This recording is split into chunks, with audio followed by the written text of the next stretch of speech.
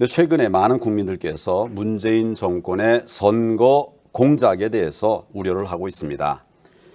단순한 우려가 아니라 대법원 주관의 재검표에서 상당한 증거들이 쏟아져 나왔습니다. 잠깐 좀 보여드리겠습니다. 이거 비춰주시기 바랍니다. 배순입 투표지죠. 일장기 투표용지입니다. 투표관리관 도장이 이렇게 되어 있습니다.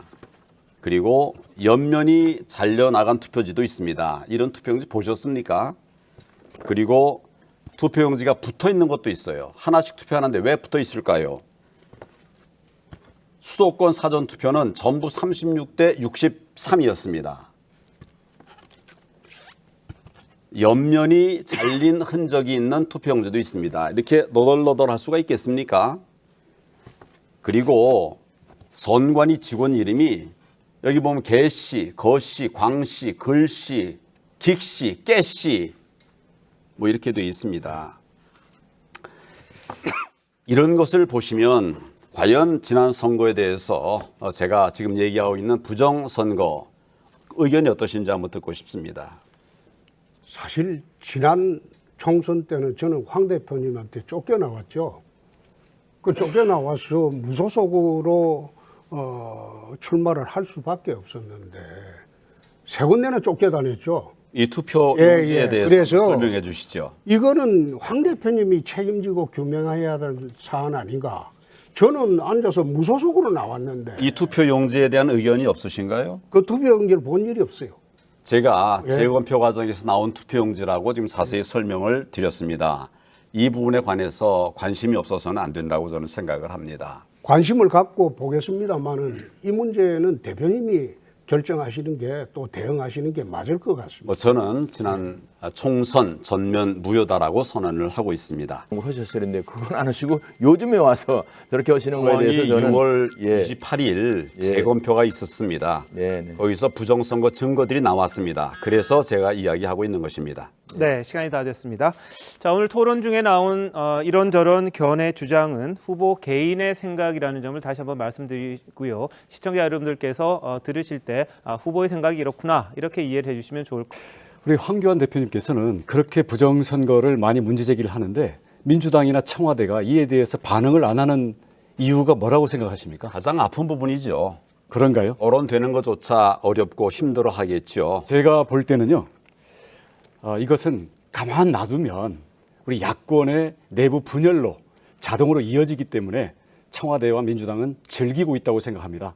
물론 이 부정선거에 대해서는 현재 특히 우리 야권의 많은 우리 지지자들은 어떤 분들은 믿음의 영역에서 또 어떤 분들은 의혹에 대한 검증 차원에서 문제의식을 갖고 계십니다.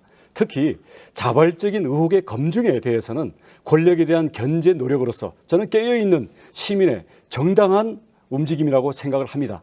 하지만 이것을 우리 야권 내에서 논의를 하면서 자꾸 믿음의 영역으로 이것을 제기하고 이렇게 몰고 가려고 하면 결국은 정권 교체에 야권 분열로서 바람직하지 않다. 이런 면에서는 앞으로 이런 방식의 접근은 좀 지양하는 게 어떨까 생각하는데요. 어떻습니까? 저는 사법 정의의 관점에서 말씀을 드리는 겁니다. 믿음의 관점이 아니라 증거의 관점에서 말씀을 드리는 것이고요. 이런 증거물들을 토대로 제가 얘기하는 것이지 어떤 확신이나 또는 믿음 이런 관점에서 말씀드리는 것이 아니라는 것을 분명히 말씀을 드립니다. 예, 우리 야권의 내부의 분열로 되거나 아니면 우리 미래의 정권 교체 후에 국민의 비전에 대한 그런 논의를 이걸 또 덮는 그런 우를 범하지 않도록 했으면 하는 바람입니다. 윤석열 후보께 여쭤보도록 하겠습니다. 4.15 총선에 관해서 좀 더 이야기를 이어가겠습니다. 4.15 총선은 관계기관들이 여럿이 뭉쳐서 행했던 불법 선거가 많습니다. 많은 증거들이 쏟아져 나오고 있습니다. 거기에다가 그 증거 인멸 행위들까지 이어져 오고 있습니다. 우리는 정말 증거 앞에 겸손해야 되는데 증거 인멸이라는 게 도대체 말이 되겠습니까?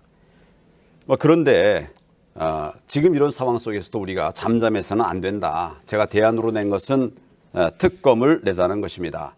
우리가 아무리 좋은 후보를 내고 또 좋은 정책을 낸다 하더라도 부정선거, 선거 공작을 해결하지 못하면 우리 다음 선거 하나만 하죠. 정권 교체 못합니다. 할 수가 없습니다.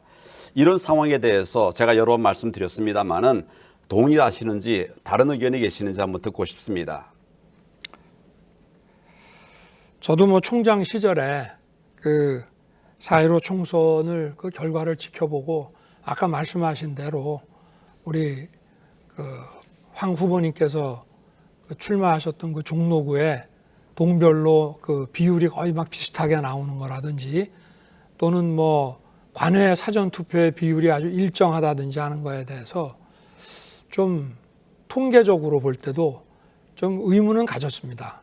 그렇지만 당사자들이 빨리빨리 대법원에 소송을 걸어서 거기서 어떤 그 물증이 나와야 여기에 대해서 어떤 그 법적인 그 조치가 있을 수 있지 않느냐. 그렇지만 제가 뭐 재직 중에는 소송을 거신 분도 별로 없고 또 소송을 걸어도 뭐 어떤 결과가 나오질 않고 이제 지연이 많이 됐었는데 제가 죄송하지만 아까 그 6월 말에 그런 그 좀 이상한 정상적이지 않은 그 투표지라든지 또 막 선거 그 관리원의 이름도 성이 이상하다든지 하는 말씀을 하셨는데 제가 막 이렇게 근자의 그 정치에 입문해서 바쁘게 움직이다 보니 그 부분에 대해서는 제가 좀 관심을 갖지 못했습니다. 제가 지난번에 좀 아까 좀 말씀드린 그 사진들 이런 것들은 재검표 과정에서 나온 투표용지 바로 그 자체입니다.